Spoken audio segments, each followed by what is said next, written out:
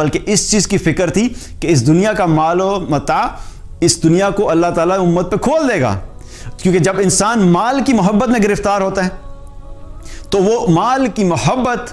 انسان کی دنیا بھی خراب کرتی ہے اور انسان کی آخرت کو بھی برباد کرتی ہے۔ جمال الوجود بذكر الإله وتصفو الحياة بنور هدى جمال الوجود بذكر۔ رسول اللہ صلی اللہ علیہ وسلم نے ایک حدیث میں فرمایا، بخاری اور مسلم کی روایت ہے، آپ صلی اللہ علیہ وسلم نے فرمایا، اللہ کی قسم مجھے تم لوگوں کے بارے میں اس چیز کا اندیشہ نہیں ہے کہ تم پہ فقر آ جائے گا، بلکہ میں اس چیز سے ڈرتا ہوں کہ دنیا تم لوگوں پر فراخ کر دی جائے گی جیسے تم سے پچھلے لوگوں پر فراخ کر دی گئی تھی، اور پھر تم بھی دنیا میں اسی طرح رغبت کرو گے جیسے پچھلے لوگوں نے رغبت کی، اور یہ تمہیں بھی ویسے ہی ہلاکت میں ڈال دے گی جیسے اس نے پچھلے لوگوں کو ہلاکت سے دوچار کیا۔ تو نبی صلی اللہ علیہ وسلم ہمیں کیا بتا رہے ہیں کہ مال کی فکر نہیں ہے، کہ نبی صلی اللہ علیہ وسلم یہ بتا رہے ہیں کہ انہیں یہ فکر نہیں ہے کہ فقر آ جائے گا، کہ اس امت کے اندر مال کم ہو جائے گا، اس امت کا بینک بیلنس کم ہو جائے گا، اس امت کی پراپرٹیز کم ہو جائیں گی، اس امت کے پاس جو ہے وہ ہیرے جواہرات کم ہو جائیں گے، ریسورسز کم ہو جائیں گے۔ اس چیز کی فکر نہیں ہے، بلکہ اس چیز کی فکر تھی کہ اس دنیا کا مال و متاع، اس دنیا کو اللہ تعالیٰ امت پہ کھول دے گا، کیونکہ جب انسان مال کی محبت میں گرفتار ہوتا ہے تو وہ مال کی محبت انسان کی دنیا بھی خراب کرتی ہے اور انسان کی آخرت کو بھی برباد کرتی ہے۔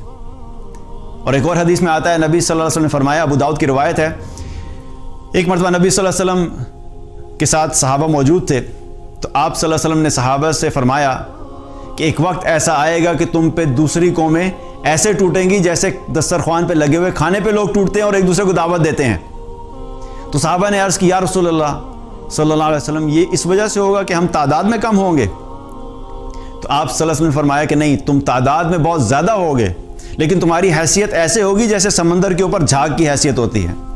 اور اللہ تعالیٰ دوسری قوموں کے دلوں سے تمہارا رعب بھی نکال دے گا، اور تمہارے اندر ایک بیماری آ جائے گی، وہن۔ تو صحابہ نے عرض کی، یا رسول اللہ ومل وہن، اے اللہ کے رسول صلی اللہ علیہ وسلم، یہ وہن کیا چیز ہے؟ تو آپ صلی اللہ علیہ وسلم نے فرمایا، حب الدنیا و کراہیت الموت، دنیا کی محبت اور موت سے نفرت۔ جب دنیا کی محبت میں انسان گرفتار ہوتا ہے تو پھر دنیا میں بھی ہلاکت کا سبب بنتی ہے وہ محبت۔ آج ہم اگر اپنا جائزہ لیں تو کیا ہے کہ ہم لوگ دنیا کی محبت میں اتنے گرفتار ہو چکے ہیں کہ اس کی وجہ سے آج مسلمانوں کے اوپر مشکلات ہیں۔ تو یہ دنیا کی محبت انسان کی دنیا کو بھی ہلاک کرتی ہے اور آخرت کو بھی برباد کرتی ہے، اس لیے ہم نے اپنے آپ کو دنیا کی محبت سے اپنے آپ کو بچانا ہے۔ اور اس کا مطلب یہ نہیں کہ دنیا کمانا جو ہے وہ منع ہے، دنیا میں ہم نے رہنا ہے تو ہم نے جاب کرنی ہے، جاب کرنی ہے یا بزنس کرنی ہے، آپ کو اپنے گھر والوں کے لیے پیسے چاہیے، اپنی زندگی گزارنے کے لیے کچھ مال چاہیے، تو حلال طریقے سے کمائیں، حلال طریقے سے بزنس کریں، حلال طریقے سے جاب کریں۔ جو گائیڈ لائنز دین نے ہمیں دی ہیں کہ جس طریقے سے ہم نے کام کرنے ہیں ان کے اوپر ہم کام کریں، یہ سب ہم نے کرنا ہے، لیکن کیا ہے کہ ان کی محبت میں گم ہو کر اپنی آخرت سے غافل نہیں ہو جانا۔